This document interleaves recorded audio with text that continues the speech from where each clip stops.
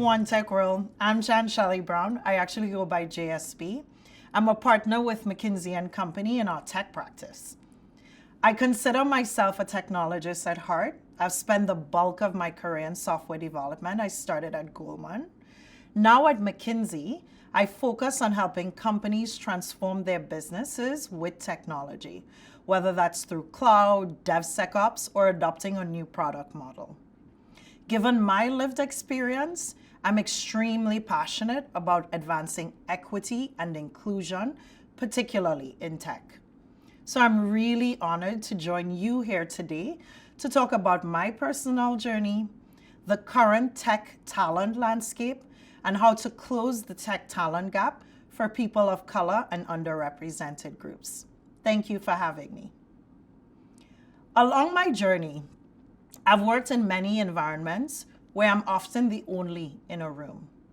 A couple of months ago, I was part of a workshop with 70 plus engineering leaders who for some reason were all dressed the same. And I was one of 2 women and the only Black professional in that group.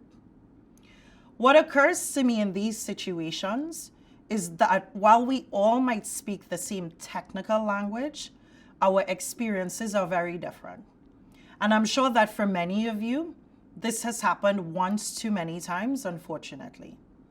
For me, I bring to work my multiple identities. I'm Black, I'm Caribbean, I'm a woman, I'm a mother, I'm a hardcore technologist, and I'm a partner at McKinsey Company.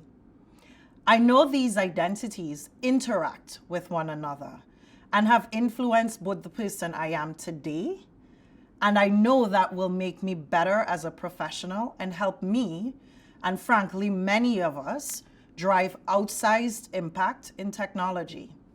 I'll come back to why I say that one in a minute. Our Women in the Workplace report found that unfortunately, this experience is increasingly common. Women are already significantly underrepresented in leadership. For years, fewer women have risen through the ranks because of the broken rung at the first step up to management. Now companies are struggling to hold on to the relatively few women leaders they have. And all of these dynamics are even more pronounced for women of color. Despite modest gains in representation over the last 8 years, women, and especially women of color, are still dramatically underrepresented in corporate America. And this is especially true in our senior leadership. Only 1 in 4 C-suite leaders is a woman, and only 1 in 20 is a woman of color.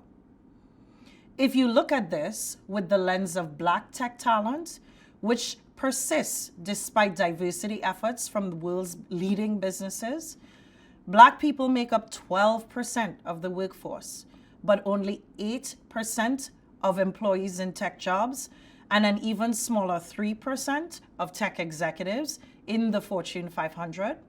It's no surprise to many of us. That disparity has a sizable impact on Black wealth. The wage gap in Black roles for Black talent versus their peer groups is expected to grow 37%. That is worth a cumulative $350 billion, billion with a B, in lost wages for Black families by 2030. And there are a couple of dynamics at play here which are driving that wage gap, including both the seniority of those roles and the types of roles Black and diverse talent sit in. For example, Black professionals in tech are often in orchestration roles. They are often not in data scientists, DevSecOps engineering, or cloud engineering roles, which are not only typically higher paying roles, but are often higher growth roles. For example, software developers are growing at a rate of 23% annually, but Black professionals are 4% of that workforce. Similarities exist for women, as we know.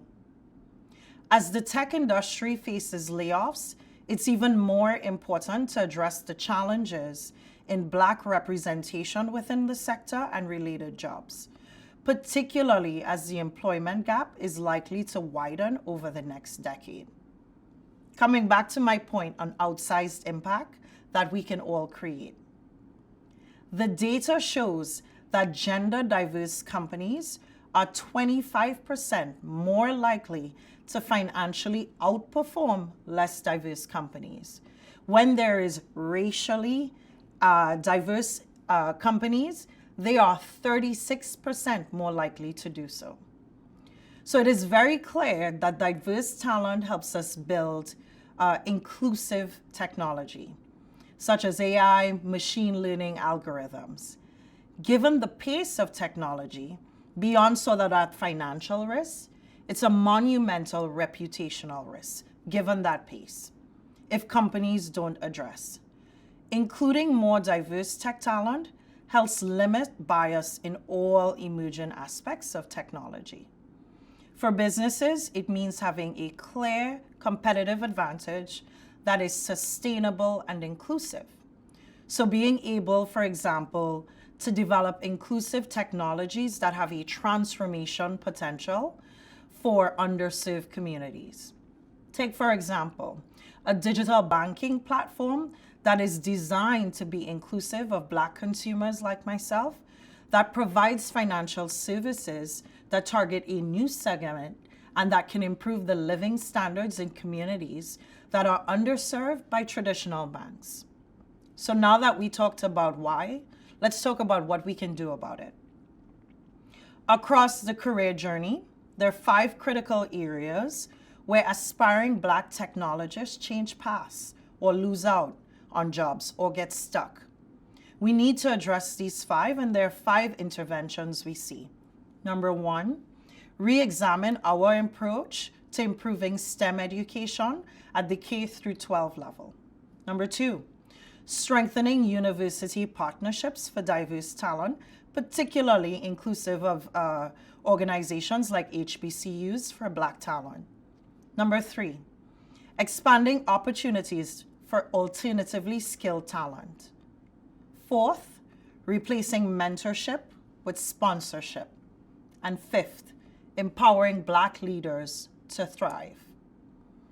Businesses, nonprofits, and public sector organizations all have a role to play in this, and they have to take a coordinated approach to increase diverse representation in tech jobs. Doing so will support the technology workforce for generations to come for that community.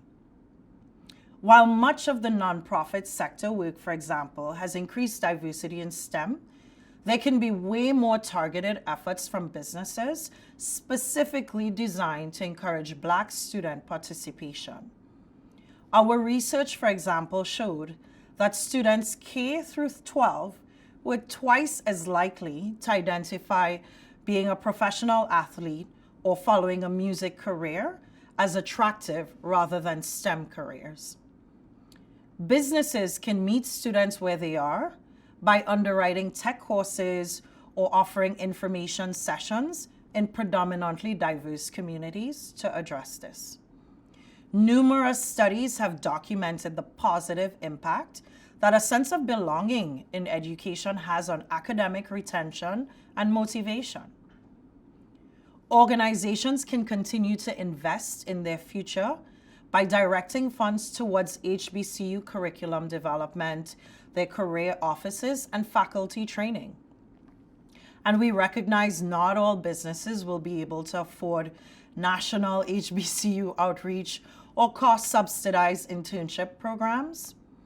But even with less cash on hand, there's a lot better partnership businesses can take with HBCUs and other universities with their diverse students, such as offering internship programs that offer professional development and increase the chances a student is hired after graduation. And they can expand partnerships beyond the universe of well-known HBCUs. I went to Howard, for example. Next, we can expand opportunities for alternatively skilled talent. I'll give you a data point that I found interesting. Of the 17 million Black workers in the US, 65% develop their skills through alternative routes.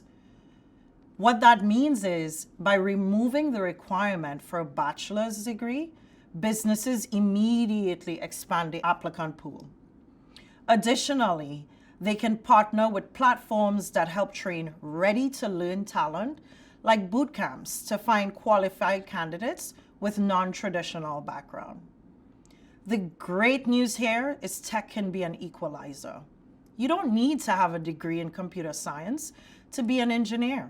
You can take courses, boot camps, you can take partnerships with Coding Dojo, Full Stack, etc.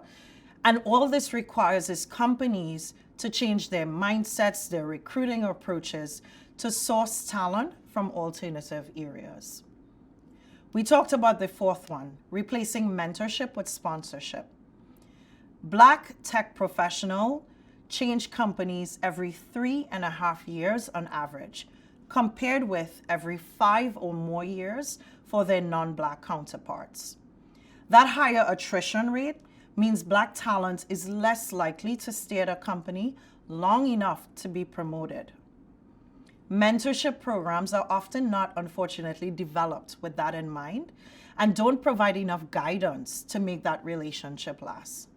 This is why we believe sponsorship is a key factor in retaining diverse talent. Senior leaders have to be tasked with creating apprenticeship and networking opportunities, as well as helping the talent navigate those transitions at work, like a promotion, which is way more impactful. Finally, setting up diverse talent to become the next generation of leaders is key. We've seen that being proactive about developing training programs for aspiring and existing leaders creates growth both for the individual and the company and gives you a pipeline of leaders. Many businesses today are undertaking resiliency measures at this time, but we need to be able to be proactive about thinking about talent in the same time. The magic happens when we recognize the unique contributions that these individuals from different backgrounds can bring to the table. The talent is out there, as evidenced by this group. And companies that can't figure out how to do this will simply lose out over time. Companies that make diverse tech talent a priority and a capability will win in the long run. I hope this talk has given you a lens to see that representation matters and that the future talent landscape is both technical and diverse. If you have any questions, please don't hesitate to connect with me. I'm Shelly Brown. Thank you for your time.